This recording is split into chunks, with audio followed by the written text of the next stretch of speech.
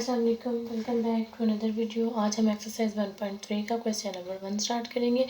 Question number 1 हमारे पास है, the sum after 3 consecutive integers is 42, find 3 numbers.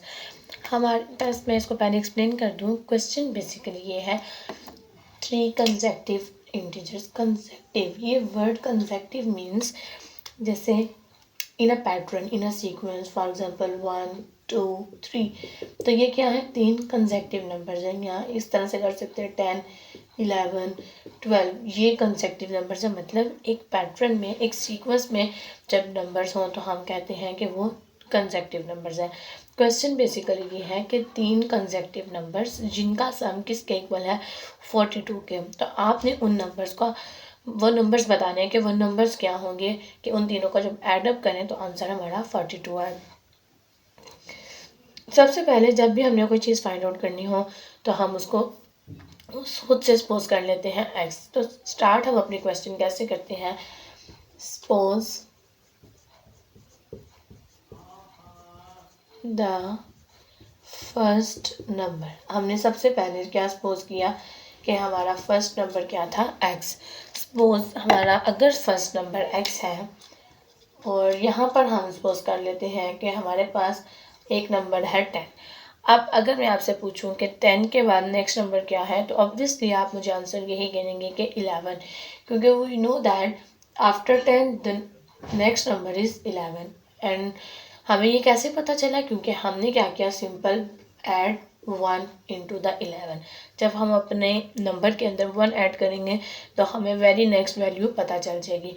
इसी तरह से अगर हम सपोज करें कि हमारे पास एक नंबर है 15, तो उसका नेक्स्ट नंबर क्या है, 16। अगर हम सपोज करते हैं नेक्स्ट नंबर 15, तो हमारा आफ्टर 15 क्या होगा, नेक्स्ट नंबर 16। इसी तरह से अगर हमने यहाँ पर सपोज किया है फर्स्ट नंबर x, तो सपोज द सेकेंड नंबर क्या होगा, यहाँ पर हमने 10 के अंदर 1 ऐड किया, 15 के अंदर भी 1 ऐड किया, तो इट मीन्स x जिसकी वैल्यू हमें नहीं पता, वो कुछ भी हो सकता है, वो कुछ 11 भी हो सकता है, वो कुछ 15 भी हो सकता है।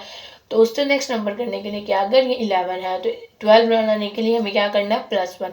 तो ये x है, तो यहाँ पर हम कह देंगे सेकेंड नंबर वो होगा जो x + 1 होगा।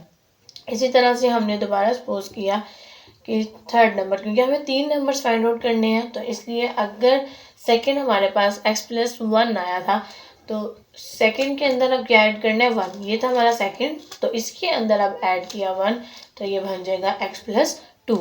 अब हम लोगों ने खुद से 3 नंबर क्या कर लिए, सपोज कर लिए। अब हम अकॉर्डिंग टू द स्टेटमेंट इसको सॉल्व करते हैं। फ्रॉम स्टेटमेंट हमने लिख लिया, फ्रॉम स्टेटमेंट, जो हमें स्टेटमेंट से चीज़ जो स्टेटमेंट में गिवन है, स्टेटमेंट में ये है द सम ऑफ 3, मतलब इन 3 वैल्यूज़ का जो सम है वो किसके इक्वल है, 42 के। हम इसको लिख लेते हैं, फर्स्ट नंबर था x, सेकंड नंबर था x + 1 और थर्ड नंबर था x + 2।